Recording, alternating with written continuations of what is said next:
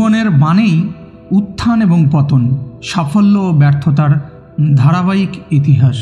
তাই আমাদের তাতে ভেঙে পড়লে চলবে না, কারণ আমাদের জীবনের বারংবার বিফলতা প্রকৃতির নিয়মেই আসে। ব্যর্থতা প্রত্যেকের জীবনেই আসে এবং আসবেই, এটাই স্বাভাবিক। তাই সর্বক্ষণ প্রচেষ্টা রাখতে হবে। ব্যর্থতাকে জয় করতে হলে কঠিন জীবন সংগ্রামের মানসিকতা গড়ে তুলতে হবে। সত্যিকারের জীবন সংগ্রামের মানসিকতা গড়ে উঠলে অবশ্যই সফলতার মুখ দেখা কিন্তু সম্ভব হবে। ভাগ্য বিড়ম্বনায় এই সংসারে অনেক অনেক প্রতিভাশালী ছেলে মেয়ের জন্ম হয়, যাদের বাড়িতে পড়ার পরিবেশ থাকে না, পারিবারিক ভালোবাসা নেই, পড়াশোনার খরচ চালানোর মতো হাতে অর্থ নেই, আর মনে শিক্ষার আলো নেই। এই রকম পরিস্থিতিতেও এই সংসারে বহু মানুষ সফলতার মুখ দেখেছেন। এক্ষেত্রে আমরা সেই ইতিহাসে পড়েছি যাদের হেলেন কেলার, ফ্লোরেন্স নাইটিঙ্গেল, আমেরিকার বিখ্যাত television reporter Apara Gayle Winfrey এবং হ্যারি পটার সিরিজের স্রষ্টা জেকে রাউলিংয়ের নাম করতেই পারি।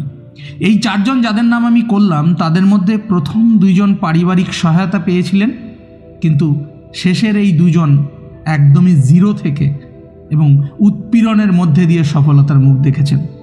আজকে আপনাদের শোনাবো সেই বিখ্যাত হ্যারি পটারের লেখিকা জেকে রাউলিংয়ের জীবনের উত্থান পতনের অনুপ্রেরণামূলক বাস্তব কাহিনী, যিনি 21 শতকের সবচেয়ে জনপ্রিয় একজন লেখিকা। ভাগ্য বিড়ম্বনায় উপন্যাস প্রকাশের আগে রাউলিংকে এক প্রকাশক থেকে অন্য প্রকাশকের দরজায় দরজায় ঘুরতে হয়েছে। প্রথম অবস্থায় কোনো প্রকাশকই তার সাহিত্য রচনাকে গুরুত্ব দেয়নি এবং বই বেচে তাদের কোনো লাভ হবে না বলে তারা বই প্রকাশ করতে চায়নি। ফলে অর্থহীন, নিঃস্ব, ডিভোর্সি মহিলা এই রাউলিংকে কোনো রকমের সরকারি অর্থের সহায়তায় জীবন পরিচালনা করতে হয়েছে প্রায় 5 বছর। দেখুন বন্ধুরা, ভাগ্যের কি পরিহাস, যিনি আগামী 5 বছরের মধ্যে বিশ্বের সর্বাপেক্ষা ধনী মহিলা হতে যাচ্ছেন, তার বর্তমান পরিস্থিতি কি। কিন্তু রাউলিং থেমে থাকার পাত্রী ছিলেন না। অত্যন্ত মানসিক জেদ এবং অদম্য জীবন সংগ্রামের মানসিকতায় এই দমবন্ধ পারিবারিক পরিবেশ ও সমাজ থেকে তিনি বেরিয়ে আসতে পেরেছিলেন। নিজের পায়ে দাঁড়ানোর দৃঢ় সংকল্প করেছিলেন। যশ ও খ্যাতি লাভের ইচ্ছেতে তিনি আগুন ধরিয়েছিলেন, যাকে আমি বলি বার্নিং ডিজায়ার। সোজা কথায় তিনি হাল ছাড়েননি, তার উপন্যাস লেখার কাজে লেগে রইলেন। আর তার সাথে সাথে বিকেলবেলায় একটি বিদ্যালয়ে সাময়িক ইংরেজি শিক্ষার কাজ নিয়েছিলেন। এই সময় তার বয়স ছিল মাত্র 26 বছর। থাকতেন তিনি পর্তুগালে। মেয়ে জেসিকা জন্মানোর পরেই স্বামীর সঙ্গে তার ডিভোর্স হয়ে যায় এবং স্কটল্যান্ডে ইডেনবার্গে ফিরে আসেন। তখন অত্যন্ত কষ্টের মধ্যে দিয়ে তিনি হ্যারি পটার রচনার কাজ চালিয়ে যাচ্ছিলেন। কোনোদিন পার্কে বসে, কখনো স্কুলে, কোনোদিন রেস্টুরেন্টে লিখে চলেছেন। মায়ের এই গোপন নথি লেখার নীরব সাক্ষী ছিল তার মেয়ে জেসিকা। মায়ের এই পরিস্থিতি জেসিকার শিশু মনকেও বিচলিত করে তুলেছিল।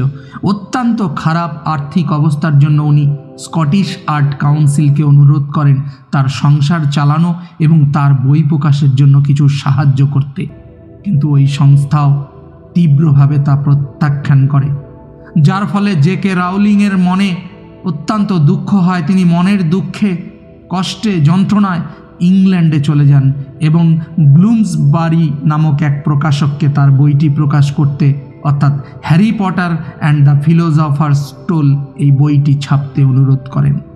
অবশেষে সেই প্রকাশক তার হ্যারি পটার বইটি ছাপতে রাজি হয় এবং বিধাতার ইচ্ছায় 2000 সালে গ্রীষ্মকালে বইটি প্রকাশ হওয়ার সঙ্গে সঙ্গে সারা বিশ্বে তোলপাড় শুরু হয়ে যায়। শুধু তোলপাড়ই নয়, সঙ্গে সঙ্গে 35টি ভাষায় তার বইটি ছাপা হয়। কোটি কোটি কপি বিক্রি হতে থাকে।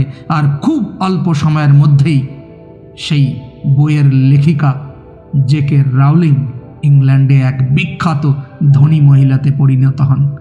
এই গল্প থেকে, এই বাস্তব অনুপ্রেরণামূলক কাহিনী থেকে আমি আপনাদের এটাই বোঝাতে চাইছি যে লেখিকা রাউলিংয়ের মতো আমাদের সবার জীবনেও এই একই উত্থান পতন আসে। কারণ ভিডিওর শুরুতেই বলেছিলাম, জীবনের অর্থই হলো উত্থান এবং পতন, সাফল্য ও ব্যর্থতার ধারাবাহিক ইতিহাস। তাই পতনের সময় আমাদের ভেঙে পড়লে চলবে না, সর্বত্র প্রচেষ্টা রাখতে হবে। কারণ জীবনের পুনঃ পুনঃ বিফলতা প্রকৃতির নিয়মেই আসে। আমাদের এই সব থেকেই শিক্ষা অর্জন করে সফলতার দিকে এগিয়ে যেতে হবে। আর তাই তো আপনার সঙ্গে ঘুরছে। আপনার যে ভাগ্য, তা আপনি ছাড়া আর অন্য কেউই বদলাতে পারবে না। তাই আপনার নিজের চেষ্টাতেই নিজের ভাগ্যকে বদলাতে হবে।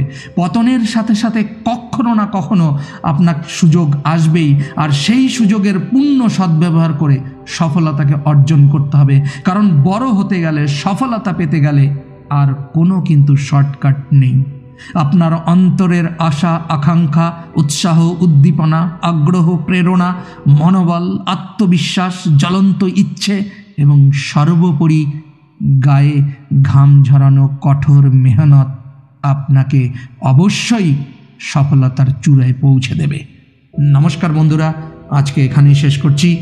ভিডিওটি ভালো লাগলে একটি লাইক করবেন, সাবস্ক্রাইব করে আমাদের চ্যানেলের পাশে থাকবেন। বন্ধুবান্ধব বা নিজের আত্মীয় স্বজনদের মধ্যে বেশি বেশি করে ভিডিওটি শেয়ার করবেন। সবাই খুব খুব ভালো থাকবেন, অবশ্যই ভালো রাখবেন। জয় হিন্দ।